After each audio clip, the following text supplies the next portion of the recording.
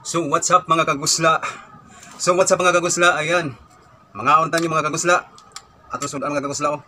Utan, siyempre nga paboritong utan mga kagusla. Ako nagluto na yung mga kagusla kasi baka na itong pritong isda. Ya, ang atong kanon matik, ang atong kanon oh. Yan na po dari. Oh, mangga. So, padali intro mga kagusla. Wala ni intro mga kagusla. Kaon ta. So, lamo na, hab-hab. Timo-timo lang eh. So, ang akong kamot limpyo na ni mga kagusla. Mga untan nyo. Kami ang sabaw. Kami ang sabaw eh. Ang gisa ko na ang nilagay ko dito ay malunggay, alugbati at saka dahon ng sili. Simpleng luto lang.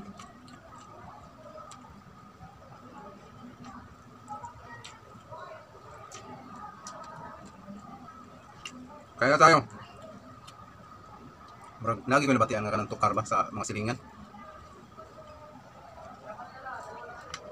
Ang mga silingan kasi naman dire mga kagusla pag nagpatugtog grabe malakas. Akala nila nasa bundok sila. Gusto talaga na yung marinig ng buong ano ba, ng buong sambayan na ang kanilang mga pinapatugtog na music. Grabe.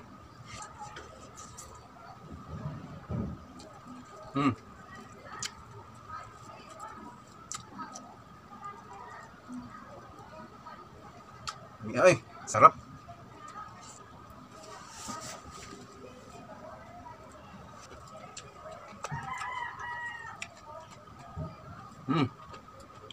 Yan.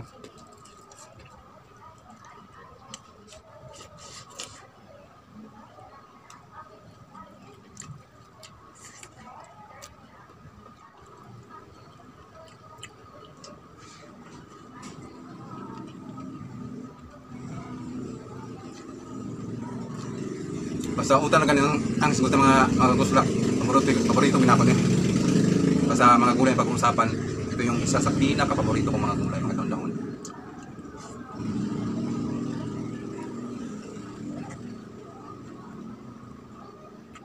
Isda.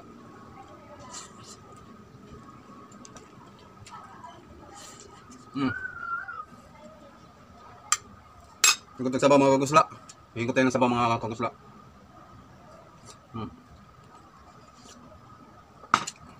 Sarap.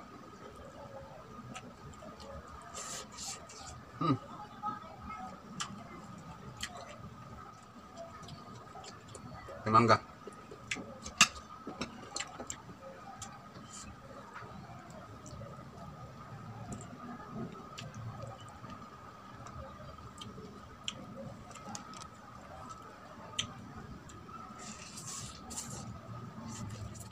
Sarap.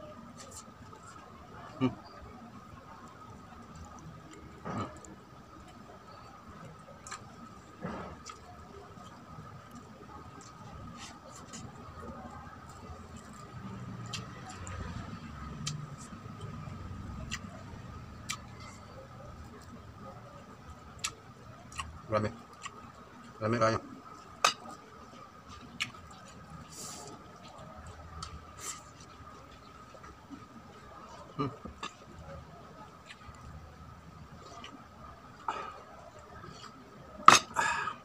Suwabe ang sabaw.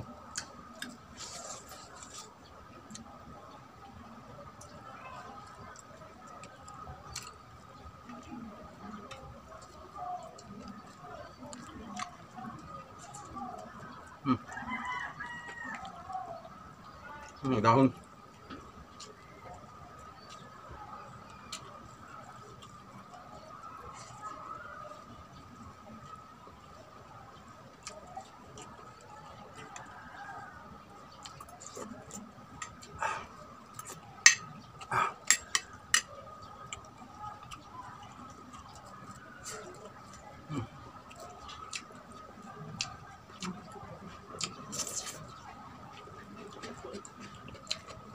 Sini.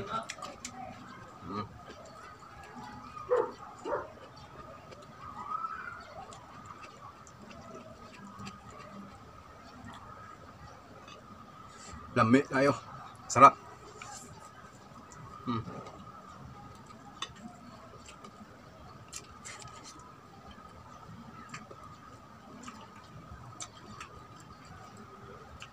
Siya nga mga kagusla, may mga nagtatanong sa atin ano kung ano daw ang ibig sabihin ng kagusla.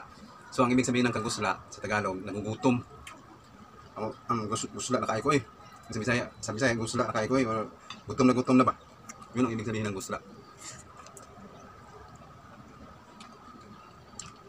Gutom na kayo. Shout out nga pala sa nagtanong dyan sa salita na yan na gusla.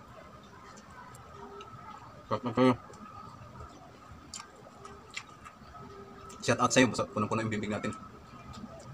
Mm. Mm.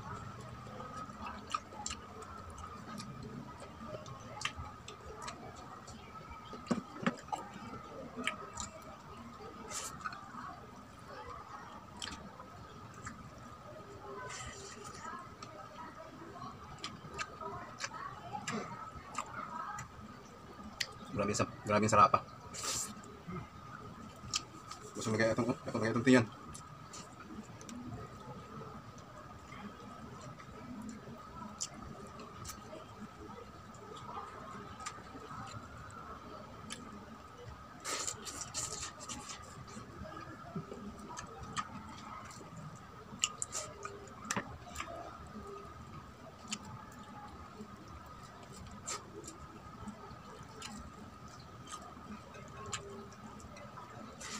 Mm.